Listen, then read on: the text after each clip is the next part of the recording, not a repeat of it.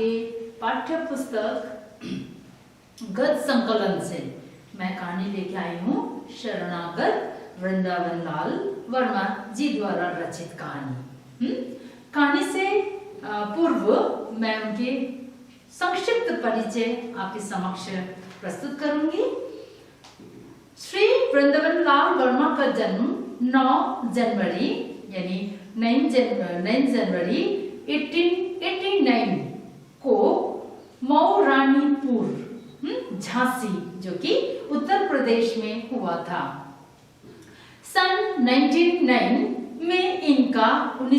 में इनका नाटक सेनापति उधल छपा, परंतु यह पराधीनता का युग था इसीलिए ब्रिटिश सरकार द्वारा इससे जब्त कर लिया गया यानी प्रकाशित नहीं होने दिया।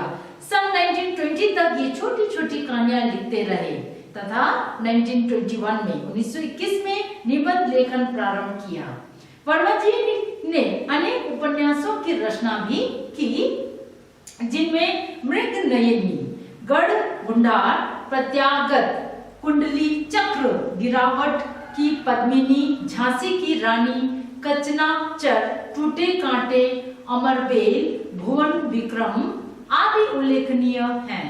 इनके शरणागत कलाकार का दंड आदि 7 कहानी संग्रह भी प्रकाशित हो चुके हैं। वर्मा जी की अधिकांश रचनाएं ऐतिहासिक पृष्ठभूमि पर रचित है, पर लगन, संगम, प्रत्यागत, प्रेम की भेंट, सोना, अमरबेल इनके सामाजिक उपन्यास हैं। इनका निधन 23 फरवरी 1969 को हुआ था। ये थे उनके संक्षिप्त परिचय। अब हम जाते हैं आगे की ओर। शरणागत कहानी के अंतर्गत वर्मा जी ने समाज के किस प्रकार के लोगों के जीवन जब उनके जीवन से संबंधित समाज में किस प्रकार के लोगों को लोग घृणा करते हैं, उनको शरण नहीं देते हैं, उनके कार्य के कारण, है ना, वो जो करते हैं, उनके जो पेशे है, उस पेशे के कारण उस समाज में उसे क्यों नकारा जाता है, किस प्रकार नकारा जाता है, और वो अंत में उन्हें कौन शरण देता है।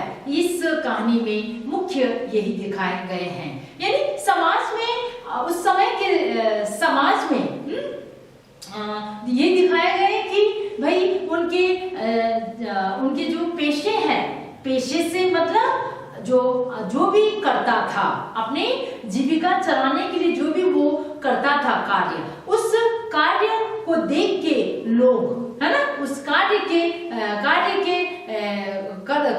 को देख के उन्हें उनका स्थान दिया जाता था, उनका जो है पहचान दिया जाता था, और उससे उनसे समाज के जो लोग हैं किस प्रकार घृणा करते हैं, और समाज में लोग कैसे सोच विचार वाले रहते हैं। अपने मतलब पूरा करने के लिए वो किसी को भी लूटना, किसी को भी मारना पीटना, है ना, यानी इस प्रकार की जो है लूटपाट मचाते थे, वो यहाँ वर्मा जी ने अंकित किया है। आइए हम जानते हैं इस कहानी को। रजब अपना रोजगार करके ललितपुर लौट रहा था। रजत नाम का एक कैरेक्टर है, पात्र है, जो अपने काम करके, दिन भर के जो कार्य है वो काम करके ललितपुर लौट रहा था। साथ में स्त्री थी और गांठ में 200-300 की बड़ी रकम। साथ में उसकी पत्नी भी थी और उसके दिन में कमाए हुए पैसे जो 2 जगह उसने गांठ बांध के, यानी ऐसे कपड़े में 2 जगह ऐसे गांठ बांध के उसको बांध के रखा, संभाल के रखा हुआ था। मार्ग बीरहा था और सुनसान। मार्ग काफी दूर था और काफी सुनसान। ललितपुर काफी दूर था जहां से वो रोजगार कमा के जा रहा था। बसेरा कहीं ना कहीं लेना ही था। कहीं ना कहीं उसको रात एक जगह बिताने थे, तभी जाके वो वहां ललितपुर पहुंच सकता था। इसलिए उसने मणपुरा में ठहर जाने का निश्चय किया, क्योंकि चलते चलते वो थक गए थे और काफी रात हो गए थे, एकदम सुना था रास्ता। इसलिए उसने सोचा कि एक जगह यानी मरपुरा नामक गांव में रुकने का निर्णय लिया। उसकी पत्नी को बुखार भी तो आया था, रकम पास में थी और बैलगाड़ी किराए पर करने में खर्च ज्यादा पड़ता था, इसीलिए रजब ने उस रात आराम कर लेना ही ठीक समझा। अब पैसे तो थे, लेकिन अब बैलगाड़ी से अगर वो जाए तो बैलगाड़ी के सहारे जाए तो पैसे खर्चा ज्यादा होने का उसको आशंका थी, जिस वजह से उसने उस रात को, पत्नी भी बीमार बुखार से तब थी, तो उसने रात उसी जगह मरपुरा नाम गांव में रुकने का उसने निर्णय लिया। परंतु ठहरता कहाँ, चलते चलते उस रास्ते में वो किसी को जानते नहीं थे, यानी किससे वो, कोई उसके अपने नहीं थे, किससे वो सहारा ले, जात छिपाने से काम नहीं चल सकता था। परंतु वो ठहरता कहाँ, और लोग पूछेंगे कि भाई किस जात के हैं, तुम क्या करते हो, तो सबको समझ में आ जाएंगे, सब पहचान जाएंगे मेरे जात और मेरे पेशे, तो मुझे कोई कहीं भी स्थान नहीं देगा। उसकी पत्नी नाक और कानों में चांदी की बालियां डाली थी और पैजामे पहने थी। इसके सिवा गांव के बहुत से लोग उसको पहचानते भी थे। जिस गांव में वो जा रहे थे, उस गांव के कुछ लोग उस रजब को पहचानते भी थे, वो कमाने वाले यानी पैसे से क्या है और वो किस जात से बिलोंग करता है। वह उस गांव के बहुत से कर्मण्य और अकर्मण्य ढोर खरीद कर ले जा चुका था, क्योंकि उस गांव से उसने कई सारे चीजें यानी उसके काम के और ना काम के, बिना काम के चीजें वो खरीद के ले जा चुका था। अपने व्यवहारिक से उसने रात भर के बसेरे के लायक स्थान की याचना की, किंतु किसी ने भी मंजूर ना किया। सबसे उसने द्वार मांगी, उस आश्रय मांगे, लेकिन किसी ने भी उसे नहीं दिया रहने की जगह। उन लोगों ने अपने ढोर रजब को अलग अलग और लुके छिपे बेचते थे। ठहरने में तुरंत ही तरह तरह की खबरें फैलती, इसीलिए सबने इनकार कर दिया, क्योंकि वो जानते थे अगर किसी ने अगर उसको सहारा दे भी दिया या रुपया भी लिया, तो आसपास के गांव वाले, आसपास के जो उसका पास पड़ोस, उनको पहचान लेंगे और इससे उनके घर, उनके गांव में आपस में अनबन ना बने उस रजब के जात और उसके पैसे से। इसलिए सब ने उनको रखने से या उसको एक आश्रय देने से मना कर दिया। गांव में एक गरीब ठाकुर रहता था। उस गांव में, उसी गांव में एक बहुत ही, नाम से तो वो ठाकुर, किंतु एक बहुत गरीब आदमी रहता था। थोड़ी सी जमीन थी जिसको किसान जोते थे। नीच का हल बैल कुछ भी ना था, लेकिन अपने किसानों से 2-3 साल का पैसे की लगान वसूल कर लेने में ठाकुर को किसी विशेष बाधा का सामना नहीं करना पड़ता था। छोटा सा मकान था, परंतु गांव वाले गड़ी के आधार व्यंजक शब्द से पुकारा करते थे और ठाकुर को डर के मारे राजा शब्द से संबोधित करते थे। फिर भी गांव के लोग उससे बहुत ही इज्जत करते थे। राजा नाम से उसको पहचानते थे, उसको पुकारते थे। शामत का मारा रजब इसी ठाकुर के दरवाजे पर अपनी ज्वरग्रस्त पत्नी को लेकर पहुंचा। किसी मानी चलते चलते किसी ने भी उसे आश्रय ना दिया और जो रजब है वो उसी ठाकुर के द्वार में पहुंच जाता है। उस ठाकुर के द्वार में अपनी ज्वर से ग्रसित यानी बुखार से तपी हुई पत्नी को लेके उस रात रजब के ही दरवाजे में वो पहुंच जाता है। ठाकुर पौर में रजब उसी ठाकुर के द्वार में पहुंच जाता है। ठाकुर पौर में बैठा हुक्का पी रहा था। जब वो गया तो देखा कि वो बैठ के हुक्का पी रहा था। रजब ने बाहर से ही सलाम करके कहा, दाऊ एक विनती है, आपसे एक विनती है भैया। ठाकुर ने बिना एक रत्ती भर इधर उधर हिले डुले पूछा, क्या? रजब बोला, मैं दूर से आ रहा हूँ, बहुत थका हुआ हूँ। मेरी औरत को जोर से बुखार आ गया है। भीड़ जाड़े में बाहर रहने से न जाने इसकी क्या हालत हो जाएगी, इसीलिए रात भर के लिए कहीं 2 हाथ जगह दे दिया जाए। कौन लोग हो? ठाकुर ने पूछा, कौन हो तुम? ठाकुर ने प्रश्न किया। हूँ तो कसाई, उसने नहीं छुपाया अपना पेशा, हूँ तो मैं कसाई। रजब ने सीधा उत्तर दिया। चेहरे पर उसके बहुत ही गिड़गिड़ाहट थी। कसाई परिचय देते हुए उसे थोड़ा सा बुरा तो लग रहा था। थोड़ा गिड़गिड़ाहट, घबराए हुए तो थे। ठाकुर की बड़ी बड़ी आंखों में कठोरता छा गई। कसाई सुनते ही उसकी ठाकुर की आंखों में कठोरता छा गई। बोला, जानता है यह किसका घर है? यहाँ तक आने की हिम्मत कैसे की तूने? रजब ने आशा भरे स्वर में कहा, यह राजा का घर है, इसीलिए शरण में आया हूँ। तुरंत ठाकुर की आंखों की कठोरता गायब हो गई। उसने जैसे बोला, एक नरम, एक सरल स्वभाव में रजब ने ठाकुर से कहा। तुरंत ठाकुर की आंखों की कठोरता गायब हो गई। कि रजब ने क्या आशा भरे स्वर में कहा, मैं जानता हूँ यह राजा का घर है, इसीलिए मैं शरण में आया हूँ। राजा है, इसलिए राजा के घर में मैं शरण में आया हूँ। तुरंत ठाकुर की जो कठोरता वो एकदम से गायब हो गई। जरा नरम स्वर में बोला, किसने तुमको बसेरा नहीं दिया? किसी ने भी इस गांव में तुम्हें रहने के लिए जगह नहीं दिया? नहीं महाराज, रजब ने उत्तर दिया। बहुत कोशिश की, परंतु मेरे खोटे पैसे के कारण कोई सीधा नहीं हुआ। मैंने बहुत कोशिश की, जगह यानी उन लोगों को अपने लिए एक रात के लिए जगह देने की। मैंने बहुत कोशिश की सबसे मांगने की, है ना, ये विनती की, किंतु किसी ने भी मेरे खोटे सिक्के पैसे के कारण, यानी मेरा पैसा जानते ही उन लोगों ने मुझे किसी ने भी सहारा नहीं दिया। और वह दरवाजे से बाहर ही एक कोने से चिपट कर बैठ गया। पीछे उसकी पत्नी कराहती, कांपती हुई गठरी सी बनकर सिमट गई थी। ठाकुर ने कहा, तुम अपने चिलम लिए हो? हाँ सरकार, रजब ने उत्तर दिया। ठाकुर बोला, तब भीतर आ जाओ और तमाकू अपने चिलम से पी लो। अपनी औरत को भी भीतर कर लो, हमारी पौड़ की एक कोने में पड़े रहना।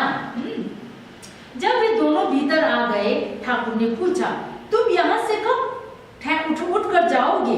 जवाब मिला, अंधेरे में ही महाराज। यानी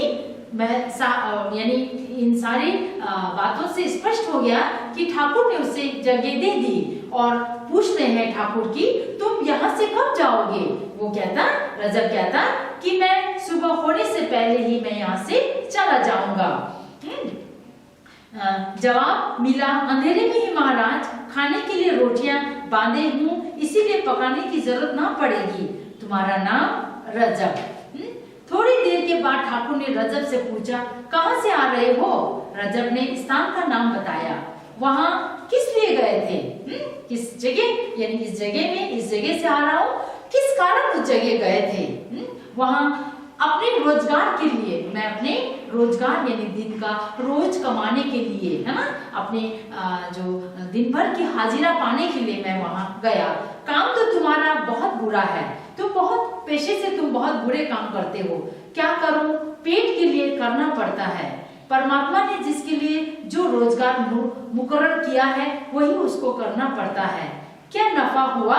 प्रश्न करने में ठाकुर को जरा संकोच हुआ और प्रश्न का उत्तर देने में रजब को उससे बढ़कर।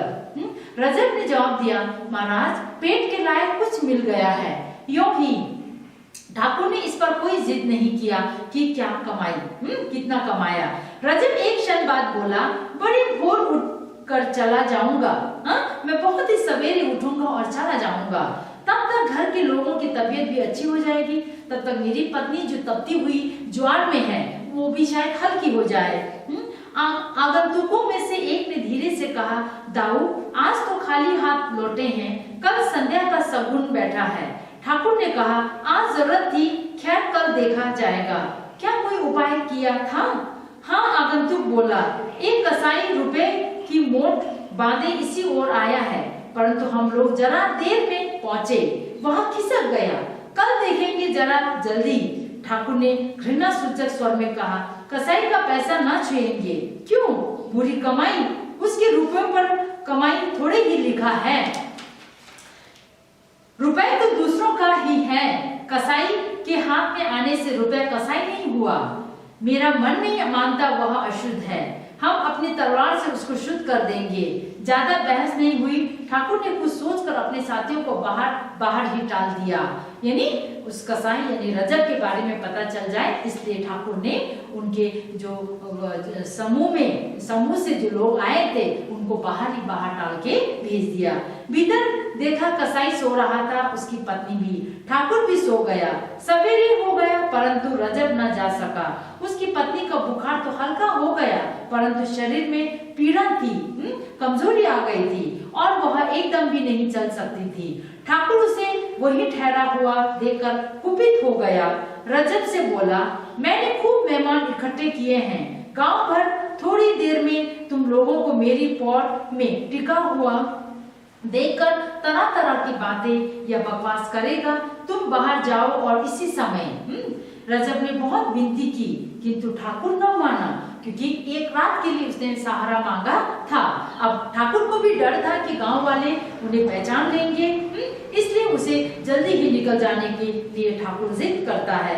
यदि भी गांव उसके दबदबाव को मानता था, यदि भी पूरे गांव उसी के हुक्म, उसी के जो अधीन चलता था, मान जाता था, किंतु फिर भी परंतु अव्यक्त लोक मत का दबदबा उसके मन पर भी था। इसीलिए रजब गांव के बाहर सब तनिक एक पेड़ के नीचे जा बैठा और हिंदू मात्र को मन ही मन कोसने लगा।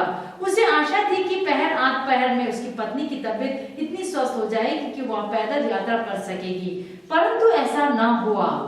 दिन भर में भी दोपहर तक भी उसकी पत्नी की हालत नहीं सुधरी और तब उसने एक गाड़ी किराए पर कर लेने का निर्णय किया। मुश्किल से एक छोटी जाति का व्यक्ति काफी किराया लेकर ललितपुर गाड़ी ले जाने के लिए राजी हुआ। इतने में दोपहर हो गई। उसकी पत्नी को जोर का बुखार हो आया। वह जाड़े के मारे थर थर कांप रही थी, इतनी कि रजब की हिम्मत उसी समय ले जाने की न पड़ी। गाड़ी में अधिक हवा लगने के भय से रजब ने उस समय तक के लिए यात्रा को स्थगित कर दिया, जब तक कि उस बेचारी की कम से कम कपकपी बंद न हो जाए।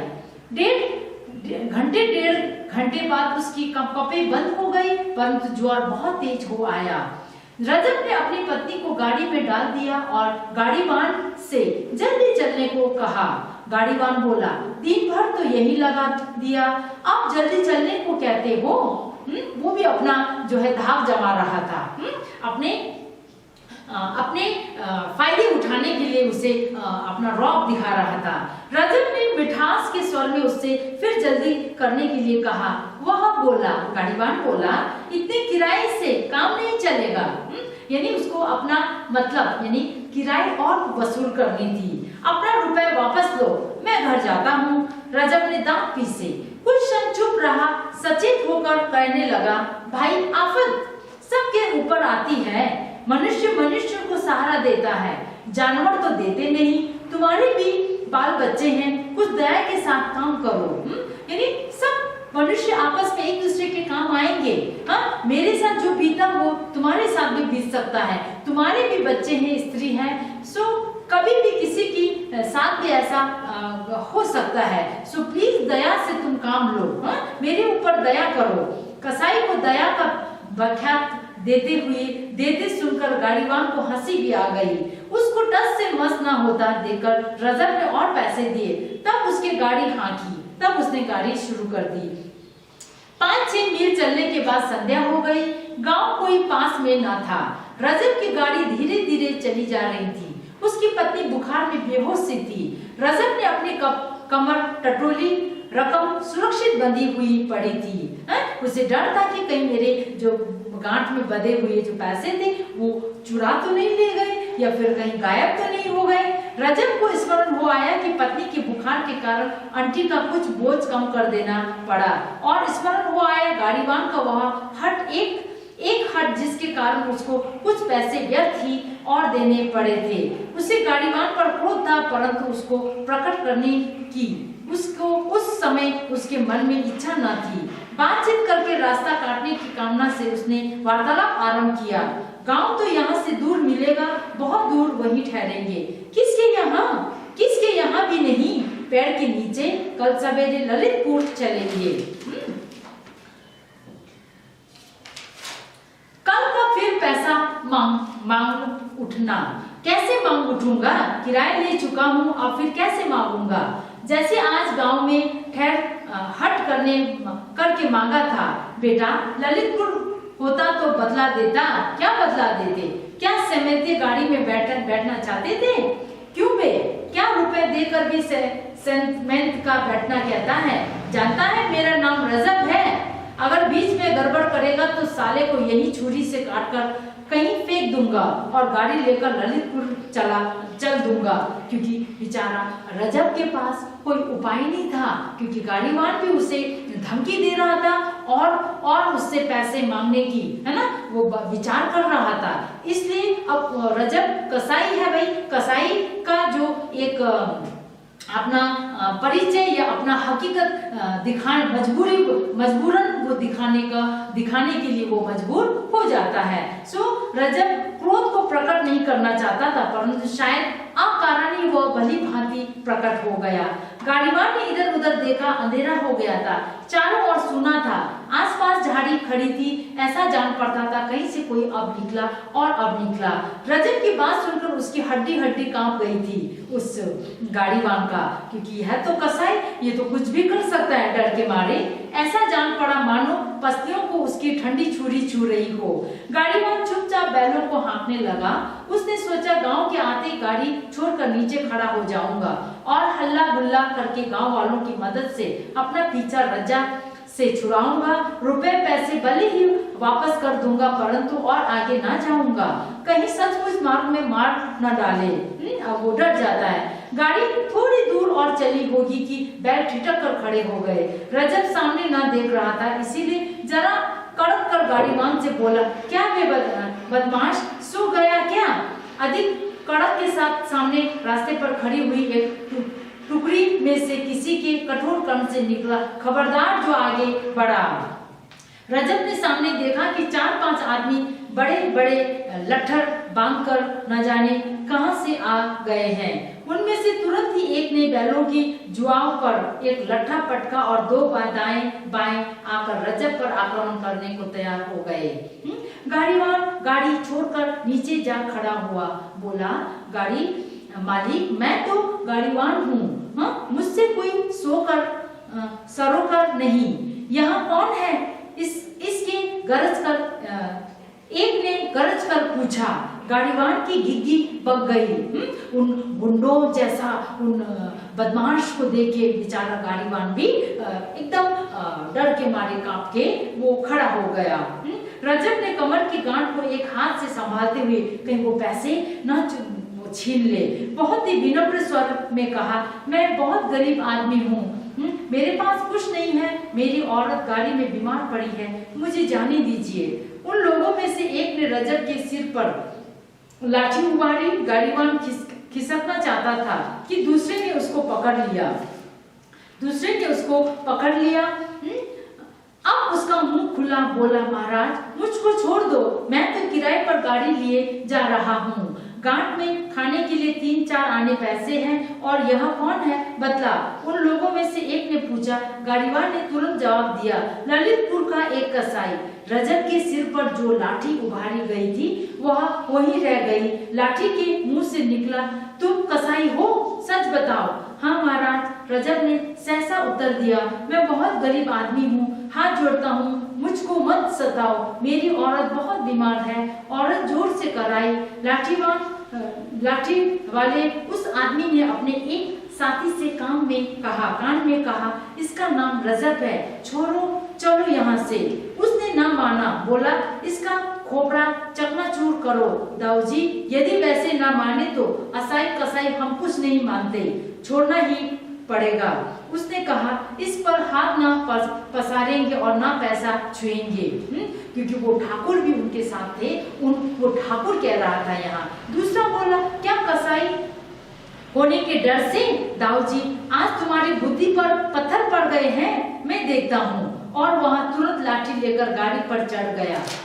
अब वो तो जानता था क्योंकि उसी की शरण आया था, उसे राजा मानकर उसके शरण में वो आया हुआ कसाई, हाँ, वो देखता है कि वही कसाई है। लाठी का एक सिरा रजब की छाती में अड़ाकर उसने तुरंत रुपए पैसे निकाल कर देने का हुक्म दिया। नीचे खड़े हुए उस व्यक्ति ने जरा तीव्र स्वर में कहा, नीचे उतर जाओ, उससे मत बोलो, उसकी औरत बीमार है, वो मेरी बला से। गाड़ी में चढ़े हुए लठेत ने उत्तर दिया, मैं कसाईयों की दवा हूँ। और उसने रजक को फिर से धमकी दी। नीचे खड़े हुए उस व्यक्ति ने कहा, खबरदार जो उसे छुआ, नीचे उतरो, नहीं तो तुम्हारा सिर चूर किए देता हूँ। वह मेरी शरण आया था। गाड़ीवान लठेत झक से मारकर नीचे उतर आया। नीचे वाले व्यक्ति ने कहा, सब लोग अपने घर जाओ, राहगीरों को तंग मत करो। फिर गाड़ीवान से बोला, जा रे हाकी, ले जा गाड़ी, ठिकाने तक पहुंचा आना, ये जहां तक जाएगा वहां तक उसे पहुंचा आना, तब लौटना, नहीं तो अपनी खैर मत समझेयो। और तुम दोनों में से किसी ने भी कभी इस बात की चर्चा कही की तो भूसी की आंख में जलाकर खाक कर दूंगा। गाड़ीवान गाड़ी लेकर आगे बढ़ गया। उन लोगों में से जिस आदमी ने गाड़ी पर चढ़कर रजत के सिर पर लाठी तानी थी, उसने शुद्ध स्वर में कहा, दाऊ जी, आगे से कभी आपके साथ ना जाऊंगा। अब आपके लिए हम कभी काम नहीं करेंगे, आपके साथ छोड़ देंगे। वो आदमी जो थे उन लोगों ने दाऊ जी से यानी ठाकुर से कहा।